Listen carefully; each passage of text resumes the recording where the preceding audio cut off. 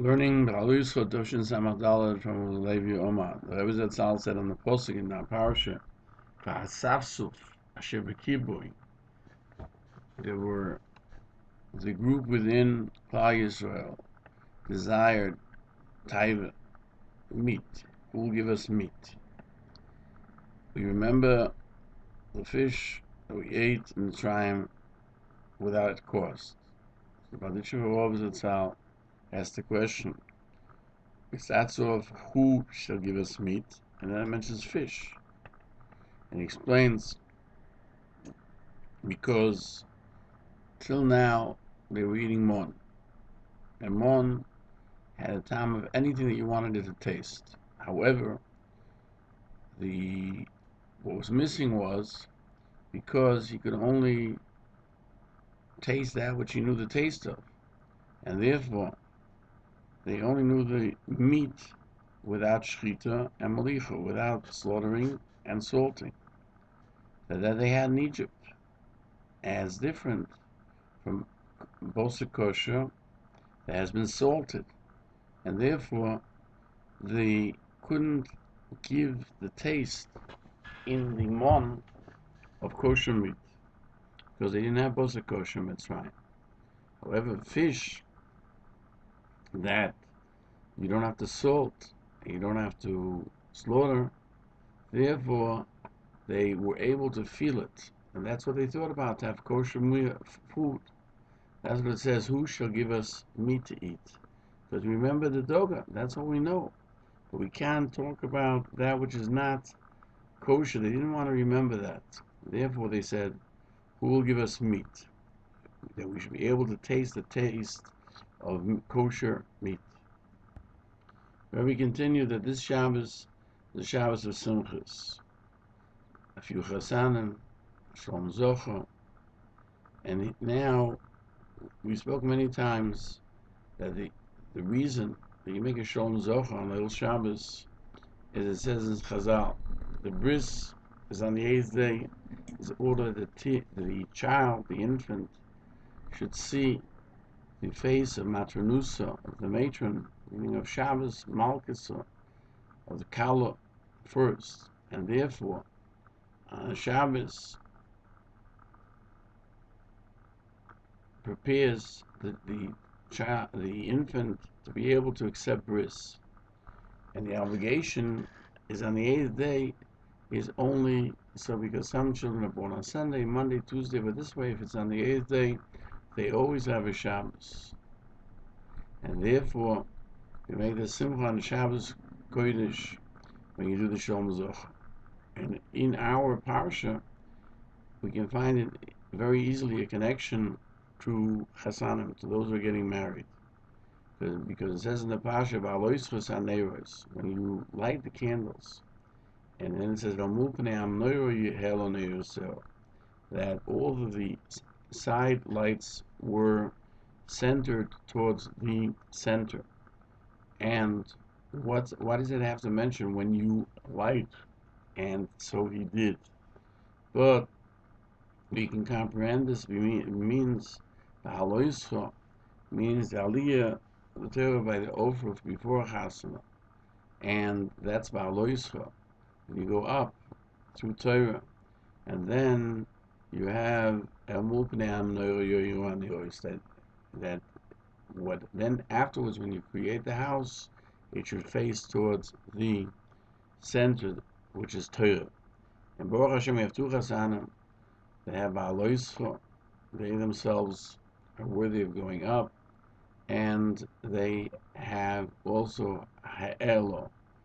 We have two aliyahs. We can comprehend both aspects. Now the Parsha of Neiros, the Parsha of candles, came to Aaron HaKohen as appeasement. As Rashi brings down, why is Parsha HaMenorah stated immediately after Parshas Nesim, after the Nesim brought their korbanos? Because when Aaron HaKohen saw the dedication of the Nesim, he had Chalishas Hadas. He had not depression, but he lost faith in himself, because he wasn't with them, and not he nor any one of his shevet, the Levi. HaKadosh Baruch Hu told him, "Don't worry, yours is as great or greater than theirs, because you will light and clean, prepare the neighbors to be lit." We have to understand, why is it say greater? This is a mitzvah, this is a mitzvah. Why is it greater? That's what the Rebbe Zt asked. He explains it could be that we know that Midas of Aaron HaKohen was Oyev Shalom v'Oyev Shalom. He loved peace and he searched out peace. Oyev Habrius, he loved man and he brought them close to Torah. We find in the Chazal on the Pasuk Ner Mitzvah Torah Oyer, that mitzvah is like a candle that makes a person illuminated only when a candle is burning. So the mitzvah, at the time that he does the mitzvah, then it watches over him. The Torah is like a light that, as long as there's Torah, it creates the light, and it also watches over a person and saves him, both at the moment that he's learning it and even when he's not. That tells us that the Orat Torah is continuous, it's Tomid, it's Midi. According to this, we can explain the attribute of Aaron HaKohen. He who loved peace and seeks peace, that bringing peace to the world is a mitzvah that continues, and therefore it saves him in all the times. And that's what the Rebbe says means when it says,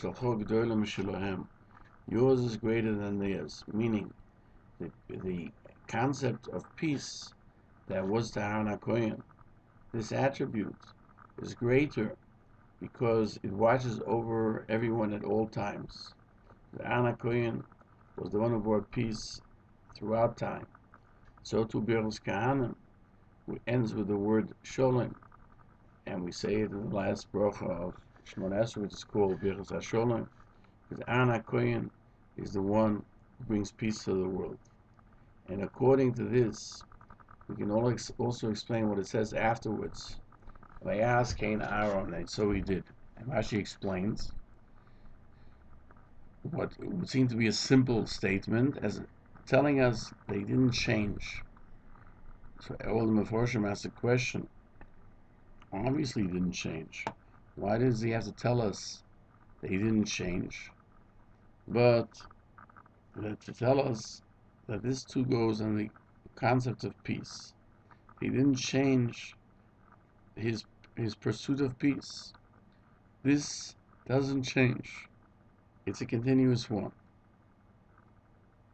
And that's what we should have in Yetz Hashem from our Parsha.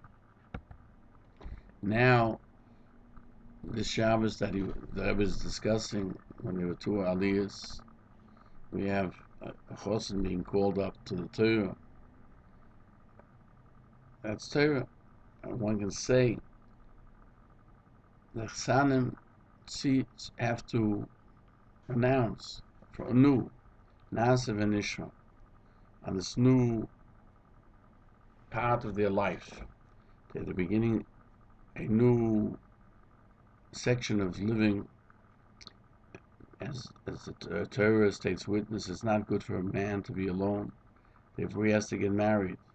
And therefore before this he has to accept the Torah on this portion. And we have also Shalom Zocha. And in Bracha, when we say Kishem Shenechos La Bris, Ken Yikons La Torah L'Chup L'Maisem Tovim, that's what we say by a bris. When after the bris we say, just as he entered the bris, so too should he enter Torah L'Chup L'Maisem Tovim, that one can never cease. We have to always go up from level to level, from Torah to Chuppah and to Maisem Tovim. This is what we say to a Chosin Shah. You shouldn't stop. You have to go up. You have to have an aliyah. You have to see that a Chosin is moving forward. And also, Biha'aloscho and Eres tells us that you're coming to complete creation. And there's also some shiur brachos. We've already repeated what Reb Chaim Brisker said. The action of Kedushin is something that has to continue throughout the life of the Chosin and Kala. certainly on this Shabbos, which is called the Happy Shabbos, Sheva Brochus was referred to in Yiddish as the Happy Shabbos. We have the power of the mitzvah, and therefore it will watch over us and keep us. May HaKadosh Baruch Hu help that we should be zecher, that they will build the bias in Israel, and we all should do so. We should be zecher to the Gula Shlema of Imher of Yameinu. Amen.